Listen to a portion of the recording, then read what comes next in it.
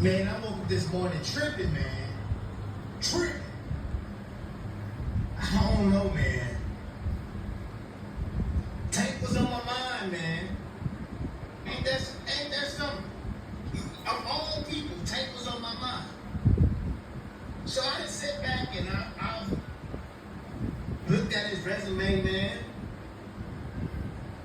And I got some interesting facts for y'all, man. If you look at his resume, this man did beat 8 undefeated fighters. 8. Oh, Tank beat 8 undefeated fighters. Isn't that the same bullshit people were talking about fucking Stephen Fulton before he fought Inouye? Beating undefeated fighters don't really mean shit if it's 8 fucking undefeated fighters who literally haven't done shit in the sport of boxing. Right? Like, when you're cherry picking dudes that have had fucking terrible fucking competition and have a O on their resume, what does that really say? Does this really prove that somehow you're a great fighter? You let me know. I mean, an O doesn't mean anything unless you actually been fighting fucking elite competition. Top-notch fucking dudes. You undefeated fighters, man. Okay? Oh. Tim, I already know what y'all gonna say. Tim, you know, those fighters aren't nothing. Those fighters, oh really? Oh really? Those fighters are nothing? Petraza, 3-division world champion. Well, see, now we gotta question Tim's fucking knowledge of the sport. Petraza is not a 3-division world champion. He's a 2-division world champion. He was a champion at 130 and 135. He failed to become a champion at 140. That dude ain't nothing. 3-division world champion. Undefeated. Tank. Beat him. Knocked him out. And the way he says it is like Petraza was a 3-division undefeated champion when Tank Davis beat him. No, when Tank Davis beat him, he was a 1-weight world champion who never unified at any weight divisions, meaning he never fought any of the other champions. When he did face another champion at 135, he got fucking pummeled against Vasily Lomachenko. But Lomachenko get credit when he fight. Ironically enough, Tim, no, Lomachenko doesn't get credit for when he fought him. Because people say, Tank Davis already beat him, and he stopped him, and you weren't able to stop him. But Tank don't get credit for that? Alright, okay, some of y'all... Let's be fair. Everybody that talks about Tank Davis' resume says that Petraza is easily the best opponent on his resume. So he does get credit for Petraza. But let's be fucking honest. I'm saying, okay, yeah, so we give him credit for that, but that's still the world championship that he has. Okay. Alright. Is belts all that matters?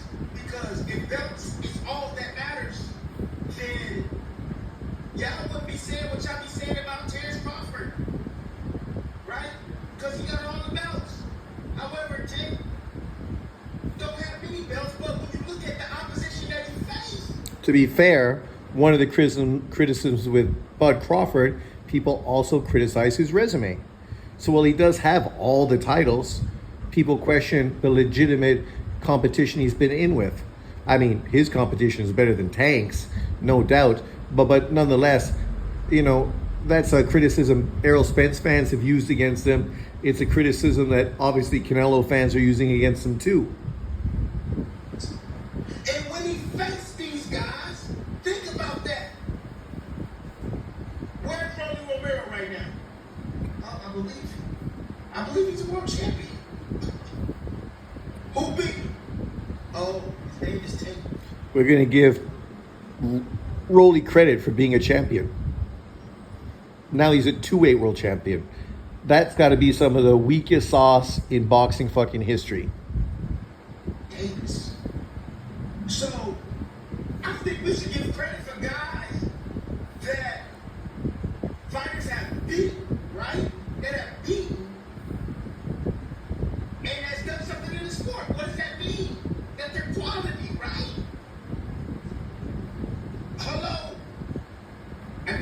Well, according to Tim Bradley's argument, I mean, John Boxing and others better give fucking Ken Shiro a shitload of credit because 3 world champions right now are guys that he's beaten. 3. And current world champions. To me, right? I beat a guy named Miguel Vasquez, right? One of my toughest matches in my career. He went and won a strap at 135 and held that name down for years. Yeah, he became something in the sport. Who else? Miguel Vasquez had a strap and held that thing for years. See, that's a clear difference between a Cruz and a fucking Rolly Romero. Right? They got straps through fucking corrupt sanctioning bodies. And you got to ask yourself, do you think these guys are going to fucking hold those titles for years? I mean, Rolly Romero lost his title in his first title defense. Cruz lost his title in his first fucking title defense. Arguably, Rolly Romero potentially is going to lose his new title in his first title defense.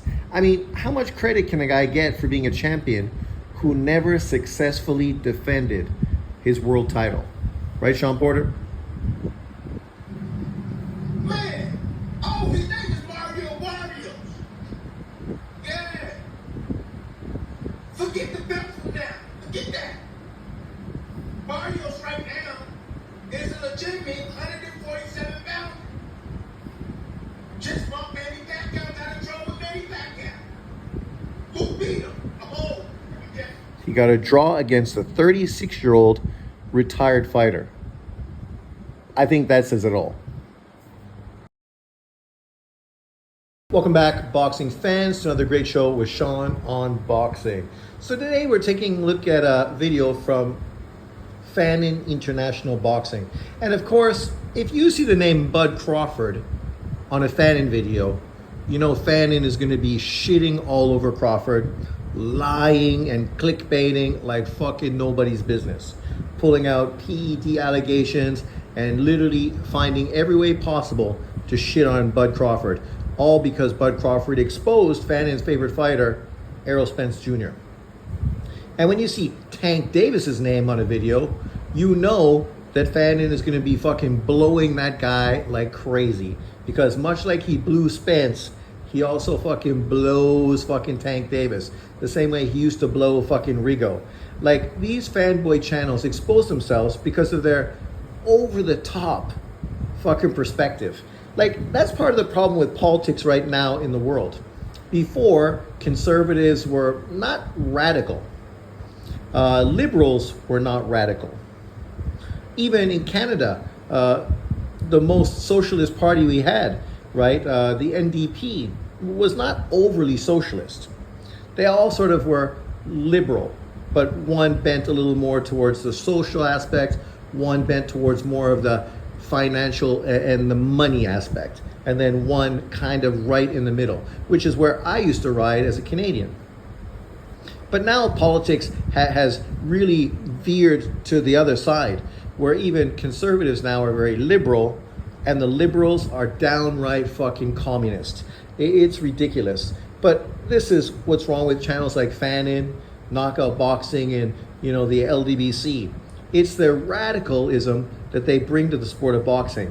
The way they need to be radical fans of one particular fighter and literally find every way possible to shit on everyone else that's a potential opponent or challenge, all to fucking hype up a fighter that in truth doesn't really deserve all that much attention because they haven't really proven themselves that much. In today's argument, we're looking at how Tim Bradley just came out and basically said that he felt that Tank Davis was a Hall of Fame fighter.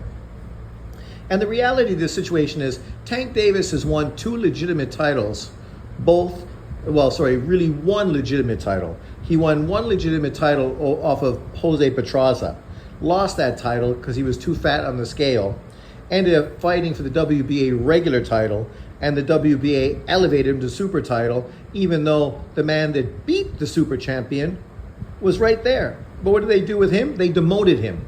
I mean, it was the craziest flip-flop in boxing fucking history. You beat the super champion, you become a regular champion. Somebody beats a regular champion and all of a sudden they catapult to super champion, right? And this is the WBA, one of the worst, most corrupt sanctioning bodies in fucking the sport of boxing, right? But you can't expect fanboys to go with that because of course they just gonna dick ride anything that makes their narrative look good. Then he moved up to 135 pounds, never beat any world champions, was given basically a WBA fucking regular title, right? Against a guy who hadn't been legitimate or somebody to talk about in Gamboa for years. Since he lost to fucking Bud Crawford 7 years prior, he literally had been nothing in the sport of boxing. Wasn't even ranked by any of the sanctioning bodies until, of course, the Tank Davis fight was made. And then, of course, the WBA put him right into the rankings, like these sanctioning bodies always fucking do. You just saw the WBC put Errol Spence into the rankings. You see this kind of bullshit all the time, right? A guy coming off of 2 years of inactivity just got knocked the fuck out, and somehow the WBC is going to put him in the top 10 of their rankings, just like they did recently with Pacquiao. That's the problem with boxing, this kind of corruption. But these fanboy channels are going to ignore it, and they're just going to blame it all on racism. It's all racism. The fact that you don't want to give Tank Davis his due is because he's a FBA, a foundational black American. Not that I even know what a FBA is. I guess everybody that's white is a FWA, foundational white American. But imagine them using that term. It would seem ridiculous. No different than fucking FBA, but whatever.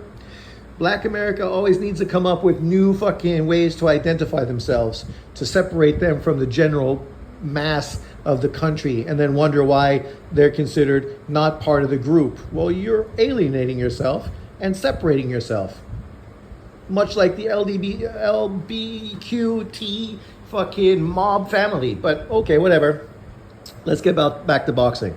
So Fannin, of course, now is totally dick riding Tim Bradley, because now Tim Bradley is actually giving him an ability to credit Tank Davis for doing something, right? Yet Tank Davis is really legitimately only a one-weight world champion. His title at 135 pounds, he was just elevated literally to super champion. Didn't have to beat anyone, was just elevated. Why? Well, because Devin Haney moved up to 140.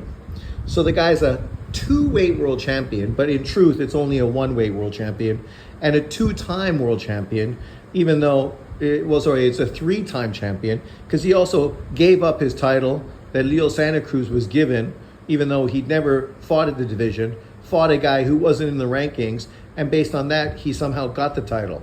You never fought at 130. You fought a guy who wasn't in the top 15. By beating him, you got the title. Tank Davis then beat you to re-win his title. I know, it's some convoluted shit, but this is the kind of way this guy directed his career. But let's listen to his justification of why Tank Davis is a future Hall of Famer. As Gervonta's team announced, or I saw on Twitter, that he's now part of the Undisputed video game.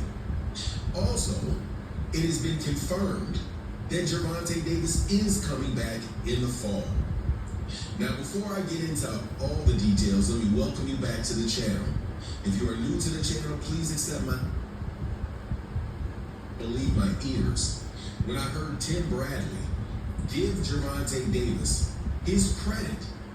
And he gave him his credit because Gervonta Davis deserved it. But listen to what he said, and this is something that I've said in the past. He said, he pointed to the welterweight division and said, look, Rolly is a champion because Rolly Romero has just been elevated to the full WBA championship at 147 pounds. So Tank Davis is a Hall of Famer because fighters he fought after he beat them went on to become world champions. It's ironic because I'm sure some people out there, right, JB, are going to agree with this and concur. Yet, when I gave this exact example towards a Ken Shiro Taraji, who literally at 112 pounds currently, two of the world champions are fighters that he's already beaten.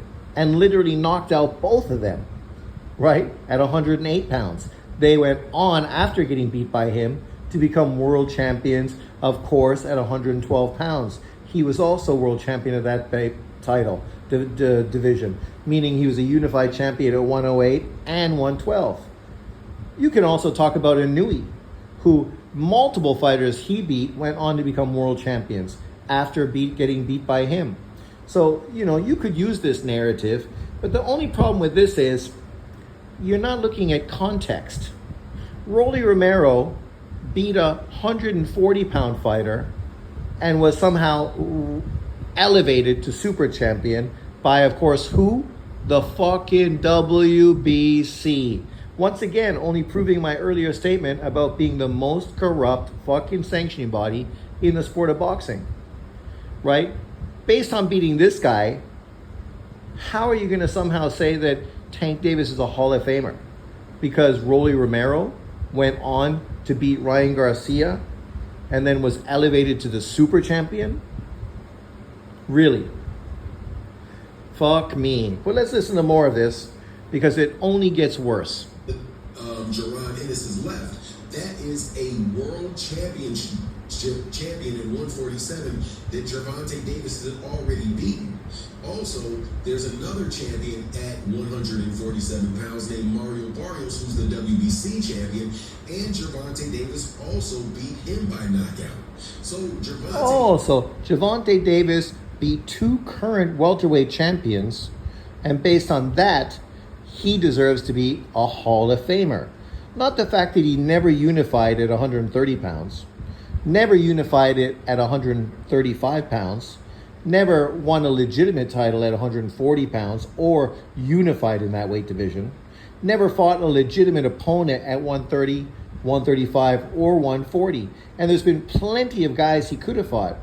Lomachenko, Devin Haney, Shakur Stevenson, Teofimo Lopez, right? Josh Taylor. Like literally there was pound for pound quality opponents that were in his division. And not once did he challenge himself to take on a legitimate opponent. He took on what? Refugee PBC opponents like fucking Cruz, Gamboa, Frank Martin, fucking Rolly Romero, and then even made a fight with Golden Boy to make the Ryan Garcia fight. Ryan Garcia, who's never been a world champion in his career, right? But based on this limited resume with no elite names on his resume, somehow he's a Hall of Famer. And the irony is there's many people out there that would totally agree that him and Errol Spence are Hall of Famers, but yet think that guys like Inouye, Kenshiro Taraji, Kovalev, Golovkin, Lomachenko, Roman Gonzalez, these guys haven't done enough to become Hall of Famers. Yet every single guy I just mentioned has done more than Errol Spence and has done more than Gervonta Tank Davis. Imagine that. Is de facto a unified champion at 147 pounds. And that is something. He's de facto unified at 147 pounds. So in that logic, Kenshiro was a de facto undisputed champion prior to him just getting beat last week at 112 pounds, where he was a unified champion with the WBC WBA title. He also had already beaten the IBF champion, and he'd already beat the WBO champion and literally stopped both of them. And now another fighter, Gonzalez, just became champion. So that's literally 3 fighters he beat who are now champions at 112 pounds. Imagine that. So based on that alone, obviously he deserves to be a fucking Hall of Famer. Also, look at what he's done in both his divisions. At 108 pounds, he was a 3-belt unified champion. Should have been undisputed, but Gonzalez blatantly ducked him. Contract was signed and still pulled out of the fight, taking away Kenshiro's opportunity to become a unified, undisputed champion. And then he moved up to 112, fought Akui in Fight of the Year earlier this year to become a unified champion in his second division. Tank Davis has never been a unified champion in any of the two divisions he's been a champion. Errol Spence has never been a two-weight world champion. He's been only a unified champion at 147, one weight, and is yet to come back and try to prove himself in his second division of 154. But let's listen to more of this malarkey. That you have to give that man credit for doing. I had said that multiple times, and I'm glad that other people are starting to recognize that. Now, I'm not an egomaniac. I've got to be. You're pretty much an egomaniac. But so, based on fighters that Tank Davis beat becoming world champions, he deserves to be a Hall of Famer. But let's put this in context, right? Mario Barros, you could say at least he beat a legitimate opponent in beating Ugis, right? And I think beating Ugis gave him the WBC title, if I'm not mistaken. Not that I think Ugis was a champion, because I don't think he was a champion at that time. Correct me if I'm wrong. But it was a legitimate win nonetheless, even though Ugis was coming off of an ass beating by Errol Spence a year earlier, or more than a year prior. And has since not come back and done anything, I don't think, since losing to Mario Barros. Correct me if I'm wrong once again. But at least you could say kind of the Ugis fight was a legitimate victory. I don't know if that was a world champion that you beat to become a world champion. But you look at Rolly Romero hasn't beaten a 147-pound fighter. Didn't beat a champion. Didn't do anything to become a super champion with the WBA. Right? Fighting a 140-pound fighter who'd never won a fight at 147, never being at 147 to have a legitimate victory of your own on the resume, and then you fight a guy who wasn't a champion, has never been a champion, and somehow that elevates you to become a champion. Like, when you put this in context, nobody believes that Rolly Romero deserves to be a WBA world champion. Just like most people feel that Mario Barros doesn't deserve to be a fucking WBC champion. This is a guy who literally just cherry-picked a 46-year-old inactive, retired fucking Manny Pacquiao and arguably fucking lost. Ego, and I can be very defensive, somewhat neurotic, but I don't have enough big ego to say that I'm the reason that Tim Bradley recognized that.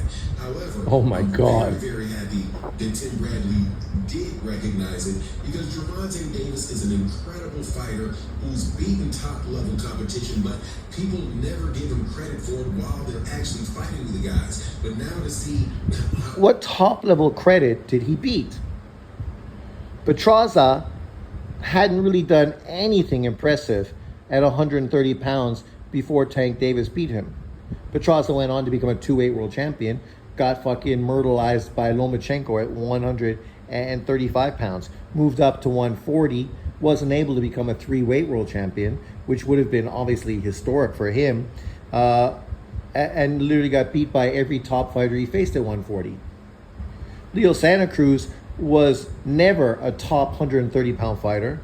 He literally got a cherry-pick opponent who he was supposed to knock out to look good. He couldn't even do that against a bum-ass opponent that wasn't even ranked by the WBA.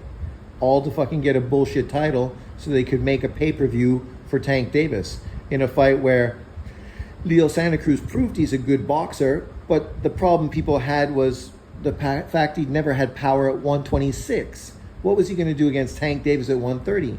Get knocked the fuck out, which is exactly what happened. And since then, he's never come back, showing you that this was definitely not a great version of Leo Santa Cruz. This was not some elite pound-for-pound version of Leo Santa Cruz at 130 pounds.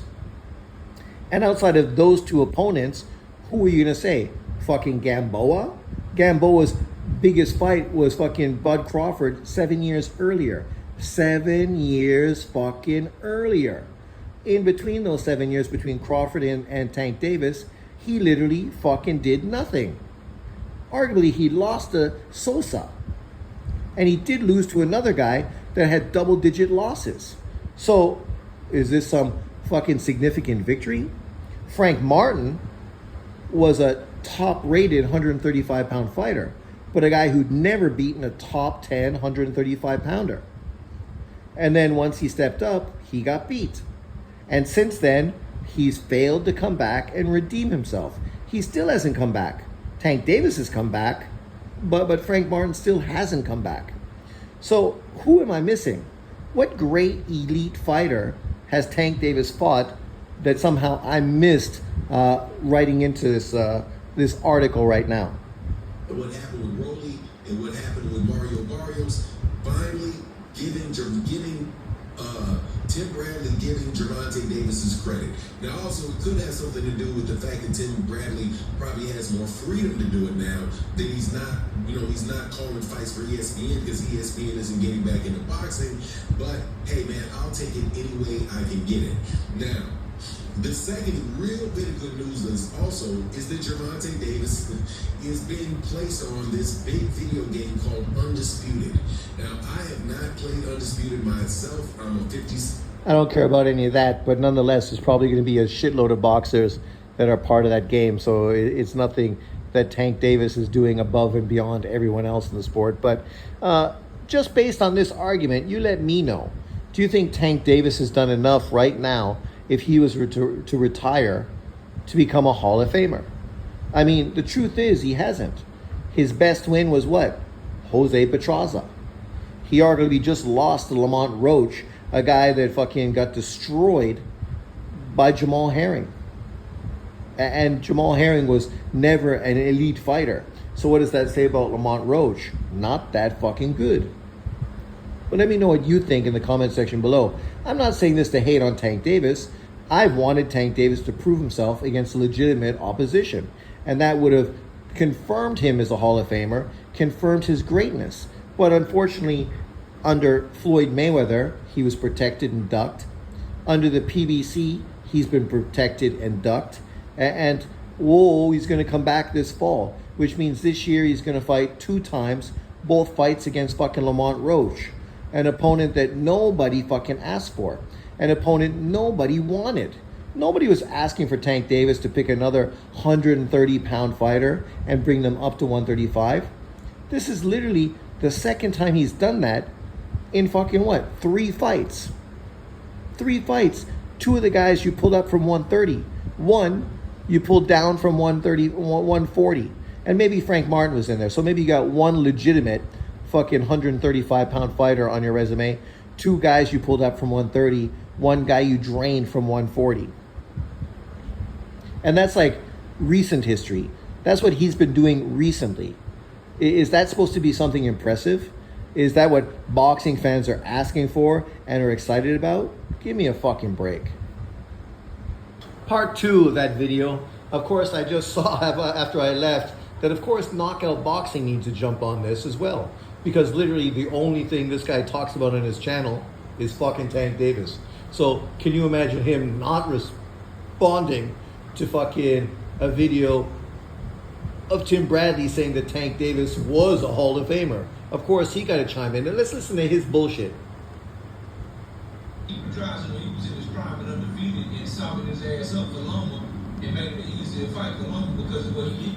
Oh, so he softened up a prime Pedraza that made it easier for Lomachenko to beat him.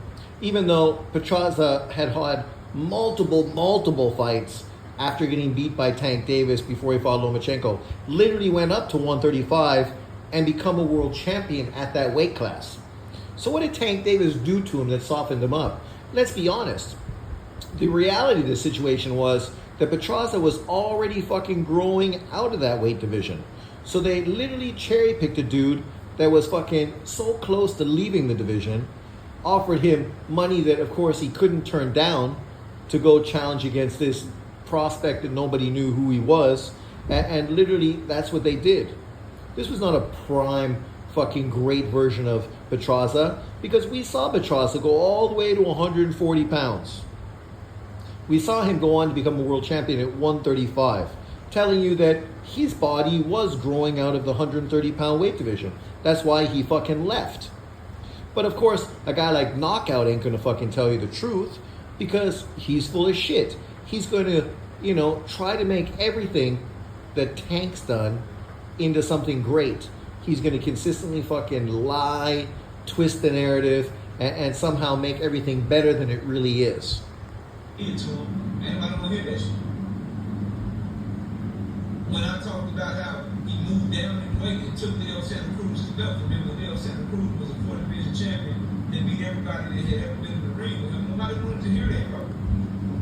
Again, context. Leo Santa Cruz was a 4-weight world champion. No, he was given a championship at 130, a title that Tank Davis literally just dropped to move up in weight, right? And he fought literally a bum to be given a title. He didn't earn a fucking title. He was given the title because they knew Tank Davis was going to come back down to that weight class to fight him for his first pay-per-view. That was the PBC's plan, to use the Mexican-American champion, Leo Santa Cruz, to fucking give Tank Davis his first pay-per-view, just like they used Mikey Garcia to give Errol Spence his fucking pay-per-view. Just like they tried to use fucking Tyson Fury to give Deontay Wilder his fucking first pay-per-view. Everyone that sees this knows exactly what it was. It's fraudulent. You're trying to create a fucking star where there is no star by utilizing fucking fighters with name recognition to try to fucking push their first pay-per-view and make sure that you had fighters that you could get more demographics involved, right? This is what they did. They only utilized fucking Leo Santa Cruz because what did Leo Santa Cruz do after he got beat by fucking Tank Davis? He's literally never fought fucking again. The dude never knocked anyone out at 126 pounds and literally ducked fucking Rigo fucking his whole career. But a guy like Knockout ain't gonna tell you that. Why'd he duck fucking Rigo? Because they knew Rigo was gonna fucking beat his ass. And if Rigo beat his ass, then his worth, his marketability wouldn't have been as fucking good for the PBC, and they wouldn't be able to use him years later to fucking try to hype up Tank Davis. I mean, we know what fight people were pushing for at 126. That was a Gary Antoine Russell versus fucking Leo Santa Cruz for unification. A fight that was an in-house PBC fight. A fight that made lots of sense. But PBC knew Gary Russell didn't sell. They didn't care about him. So they fucking forsaked his career, all to try to build up Tank Davis's career. And to be fair, it worked. They made money off of Tank Davis because of the way they moved him, the way they maneuvered him. He was literally fucking created. That's what he was. He is a manufactured fucking champion, a manufactured star, a manufactured pay-per-view star. That's what he was. And the same thing they were doing with Errol Spence. Unfortunately, the Spence was too manly and jumped in with Bud Crawford and ruined all that shit fucking quick. About Mario Barrios being an undefeated fighter, he moved up in weight and knocked out Mario Barrios. So he moved up and fought Mario Barros, who was an undefeated fighter. Yet there was legitimate world champions he could have fought at 140. He chose to chase after a WBA regular champion who wasn't a big name and literally put a rehydration clause on him, which they never told us about because they knew people would fucking be critical of him for doing that. And after beating Mario Barros, he never fought at 140 again. But somehow these wins are great wins to a fanboy, but to real boxing fans, we know the real context. You gotta fucking look at the context, man. You can't just try to fanboy these fights and make them seem bigger than they were, because everyone knows the truth behind the situation. Went on to become a welterweight champion. Nobody wanted to hear that. When I talked about how Pitbull Cruz went on to become a world champion after fighting Tank Davis and the run that he went on, nobody wanted to hear that, bro. Nobody wanted to hear the run he went on. Literally fucking Cruz ducked every legitimate fucking opponent in and around him. Ducked the Shakur Stevens fucking mandatory fight. Ducked fucking Ryan Garcia. Ducked everybody. All fucking pushing for a potential rematch with Tank Davis. Finally, he was given an opportunity to face Rolly Romero, who was given a WBA fucking title by fucking beating Barbosa, a guy that, Barrasso. And everyone know Barrasso was winning that fight, and the ref literally stopped the fight to fucking give one of the worst fucking robberies in boxing history to Rolly Romero. Fucking Rolly Romero. And then Rolly went on to do what? Get beat by Isaac Cruz. And somehow we're going to highlight Isaac Cruz because he won a bullshit WBA title off of a guy who was gifted a bullshit WBA title. Never beating a champion to win the title. Robbing a guy that deserved the title. Give me a break, man. That Ryan Garcia was one of the 4 kings. Nobody wanted to hear that Hector Garcia was an undefeated champion in his prime, coming off of a win against Chris Coleman. And Chris Coleman was undefeated, bro. Nobody wanted to hear that. Ryan Garcia was never a world champion. Ryan Garcia was dragged down from 140 pounds, looked like a fucking straw fucking kid in the ring, was drained like crazy, obvious to everybody, and they just used him because of his social media recognition, because they knew they could do a big pay-per-view off of it. And to be fair, people understood why they did it. But don't try to highlight that as some fucking historically great win. How's that win gonna fucking age? You beat a guy who fucking never became a world champion in his career and got beat by fucking Rolly Romero. Congratulations. That's aged like fucking shit. That shit. Nobody wanted to hear that, bro. Nobody wanted to hear that Frank Martin was coming out with 2 good performances against Artem and 1 against Michelle Ali. Look, he can't even say much about it. He said, coming off of 2 good wins. He fought a guy that this guy just said who was a Euro bum. Nobody had ever heard of that guy. Nobody knew who that fucking dude was. And then fucking the other guy, what has he done? Not a fucking thing. Except got caught for using PEDs.